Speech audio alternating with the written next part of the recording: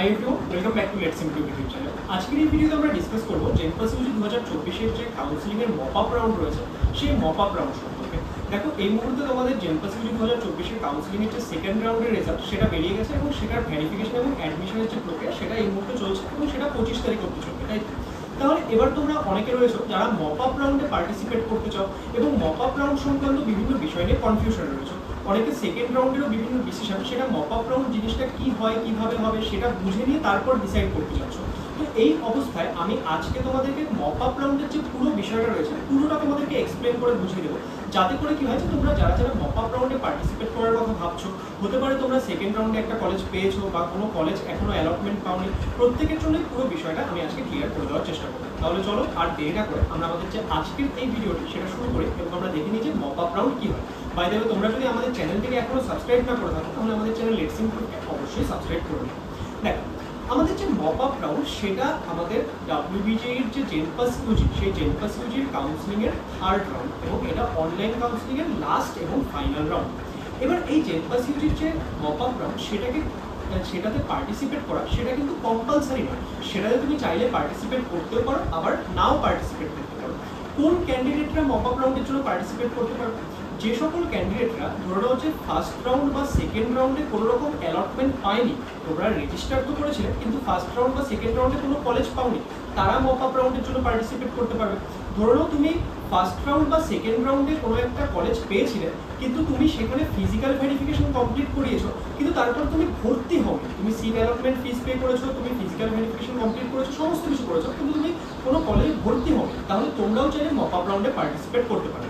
এছাড়াও ধরো কোনো একটা স্টুডেন্ট সে ধরো যে সেকেন্ড রাউন্ডে কোনো একটা সিট পেয়েছিল কিন্তু সে যখন ফিজিক্যাল ভেরিফিকেশনের জন্য গেছে কোনো কারণে তার ফিজিক্যাল ভেরিফিকেশন সেটা কমপ্লিট হয়নি, যে ফিজিক্যাল ভেরিফিকেশনের সময় কোনো কারণে তার সিটটা ক্যান্সেল করে দেওয়া হয়েছে, তাহলে সেই ক্ষেত্রে সেও কিন্তু মপ আপ রাউন্ডের জন্য পার্টিসিপেট করতে পারে। দেখো এখানে কি বলছি যে ধরো নাও তুমি মপ আপ রাউন্ডে তখনই পার্টিসিপেট করতে পারছো যদি তুমি ফিজিক্যাল ভেরিফিকেশনের জন্য গিয়েছিলে এবং সেখানে যদি তোমার ফিজিক্যাল ভেরিফিকেশন কোনো কারণে ক্যান্সেল হয়ে যায়, তুমি যদি কলেজ পাওয়া সত্ত্বেও ফিজিক্যাল ভেরিফিকেশনের জন্যই না গিয়ে থাকো তাহলে কিন্তু তুমি মপ আপ রাউন্ডে পার্টিসিপেট করতে পারছো না। ওকে, আচ্ছা নেক্সট আর কারা এই মপ আপ রাউন্ডে পার্টিসিপেট করতে পারে? যে সকল ক্যান্ডিডেটরা ফার্স্ট রাউন্ডের শুরুতে রেজিস্ট্রেশনই করেনি, অর্থাৎ যারা কিনা ফার্স্ট রাউন্ডের শুরুতে কাউন্সিলিংয়ে পার্টিসিপেটই করেনি, তারাও চাইলে এখন এই মপ আপ রাউন্ডের জন্য পার্টিসিপেট করতে পারবে। এবার এই মপ আপ রাউন্ডের জন্য আমাদের কি করতে হবে? মপ আপ রাউন্ডের জন্য আমাদের নতুন করে রেজিস্ট্রেশন করতে হবে এবং আমাদের নতুন করে চয়েস ফিলিং এবং চয়েস লকিং করতে হবে। দেখো এই রেজিস্ট্রেশন, চয়েস ফিলিং এবং চয়েস লকিং এর জন্য আমাদের ডেট কবে থেকে কবে দেওয়া হয়েছে? 27 সেপ্টেম্বর থেকে 29 সেপ্টেম্বরের মধ্যে তোমরা তোমাদের choice filling, registration, choice locking এই বিষয়টা করতে পারবে। আচ্ছা এখানে কি আমাদের কোনো ফিস পেমেন্ট করতে হবে? হ্যাঁ করতে হবে। যারা একদম কাউন্সিলিং এর শুরুতে একবার রেজিস্ট্রেশন করেছে তারা যদি এখন মপ আপ রাউন্ডে পার্টিসিপেট করতে চাও তাদেরকে 200 টাকা ফিস পেমেন্ট করতে হবে এবং যারা কাউন্সিলিং এর ফার্স্ট রাউন্ডে রেজিস্ট্রেশন করোনি নতুন করে মপ আপ রাউন্ডে পার্টিসিপেট করতে চাও তাদেরকে এই ক্ষেত্রে মপ আপ রাউন্ডে পার্টিসিপেট করার জন্য 700 টাকা ফিস পে করতে হবে এবং তারপর তোমরা তোমাদের চয়েস ফিলিং এবং চয়েস লকিং এটা করতে পারবে। এবার এখানে আসছে যে আমাদের মপ আপ রাউন্ডের আউটকাম কি হতে চলেছে। দেখো তুমি ধরো মপ আপ রাউন্ডে পার্টিসিপেট করলে, এবার মপ আপ রাউন্ডে পার্টিসিপেট করার পরে তুমি ধরো একটা কলেজ পেয়ে গেলে, এবার কলেজ যদি তুমি পেয়ে গেলে সেই কলেজে যদি তুমি চাও যে ভর্তি হবে তাহলে কি তুমি ভর্তি হতে পারো, আর যদি তোমার মনে হচ্ছে যে না আমি ভর্তি হবো না তাহলে তুমি ভর্তি নাও হতে পারো, সেটা তোমার পার্সোনাল ডিসিশন। এবার ধরে নাও কোনো একটা স্টুডেন্ট ফার্স্ট রাউন্ডে বা সেকেন্ড রাউন্ডে একটা কলেজ পেয়েছিল কিন্তু তারপর সে সেখানে ভর্তি হয়নি, জাস্ট সে সেখানে ফিজিক্যাল ভেরিফিকেশন কমপ্লিট করে এসেছিল, মানে সে সিট অ্যাকসেপ্টেন্স ফি দিয়েছে তারপর ফিজিক্যাল ভেরিফিকেশন কমপ্লিট করেছে এবং তারপর সে ভর্তি হয়নি, সেই জন্যই সে মপ আপে পার্টিসিপেট করতে পারছে। এবার সে যদি মপ আপে একটা সিট পায় তাহলে তার কি কাজ? তাহলে তার কাজ হচ্ছে যে সেখানে গিয়ে সে যদি ভর্তি হতে চায় তাহলে ভর্তি হবে, তাকে আর ফিজিক্যাল ভেরিফিকেশন করার প্রয়োজন নেই বা সিট অ্যাকসেপ্টেন্স ফি দেওয়ার প্রয়োজন নেই, কারণ সে অলরেডি সিট অ্যাকসেপ্টেন্স ফি দিয়ে রেখেছে। তাহলে তাকে কি করতে হবে? তাকে গিয়ে সে যদি অ্যাডমিশন নিতে চায় তাহলে সে অ্যাডমিশন নিতে পারে, আর যদি সে অ্যাডমিশন না নিতে চায় তাহলে সে অ্যাডমিশন নিচ্ছে না, পরবর্তী সময়ে সে যদি রিফান্ডের জন্য অ্যাপ্লাই করে তাহলে যে সিট অ্যাকসেপ্টেন্স ফি পে করেছিল সেটা ফেরত পেয়ে যাবে।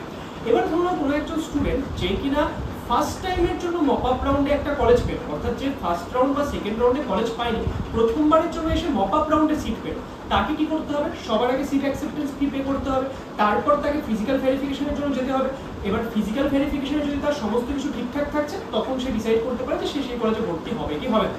এবার আরও একটা ইম্পর্টেন্ট বিষয় যেটা তোমাদের ম্যাক্সিমাম জনের ডাউট, স্যার আমার সেকেন্ড রাউন্ডে একটা কলেজ রয়েছে, এবার আমি যদি গিয়ে মপ আপ রাউন্ডে পার্টিসিপেট করি এবং সেখানে যদি আমি নতুন কোনো কলেজ না পাই তাহলে কি সেকেন্ড রাউন্ডের কলেজটা আমার হাতে থাকবে? এর উত্তর হবে না। ধরে নাও তুমি যদি ফার্স্ট রাউন্ডে ধরে নাও কেউ একটা কলেজ পেয়েছিলে, তারপর সেটাকে আপগ্রেড করিয়েছো এবং সেকেন্ড রাউন্ডে একটা কলেজ পেয়েছো, বা ধরে নাও ফার্স্ট রাউন্ডে কেউ একটা কলেজ পেয়েছিলে এবং আপগ্রেড করিয়েছিলে, সেকেন্ড রাউন্ডে কোনো কলেজ পাওনি, মানে আগের কলেজটাই তাহলে আছে, তাই তো? যে ফার্স্ট রাউন্ডে আপগ্রেড করানোর পর সেকেন্ড রাউন্ডে যদি নতুন কলেজ না পেয়ে থাকো, তাহলে তোমার ফার্স্ট রাউন্ডের কলেজটাই থাকবে। তাহলে তোমার কাছে হাতে একটা যদি কলেজ থাকে, ধরে নাও সেটা তোমার ফার্স্ট রাউন্ডের পাওয়া কলেজ হতে পারে, বা সেকেন্ড রাউন্ডের পাওয়া কলেজ হতে পারে, বা ফার্স্ট রাউন্ডের পরে সেকেন্ড রাউন্ডে আপগ্রেডেড কলেজ হতে পারে। তোমার হাতে যদি এখন একটা কলেজ থাকে এবং তুমি যদি সেটাতে ভর্তি না হচ্ছ, তাহলে গিয়ে একমাত্র তুমি মপআপে পার্টিসিপেট করতে পারবে। এবার মপআপে যদি তুমি নতুন কোনো কলেজ না পাও, তোমার হাতে কিন্তু আগের কলেজটা আর থাকবে না। বুঝতে পারলে?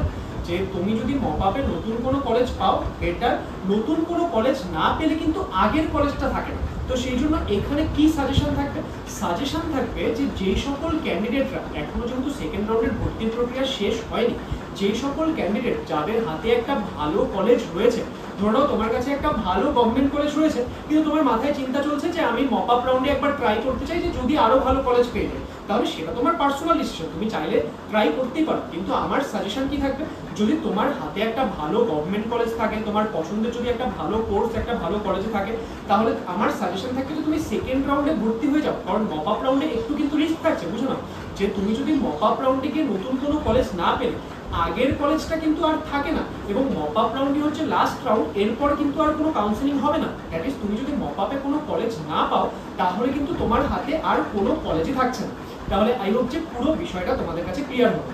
আচ্ছা, তাহলে এখানে একটা বিষয় বলে রাখি, যারা ধরো মপআপে পরবর্তী সময় পার্টিসিপেট করছো, ঠিক আছে, তাদেরকে কি করতে হবে? তাদেরকে তো মপআপের সময় চয়েস ফিলিং করতে হবে নতুন করে।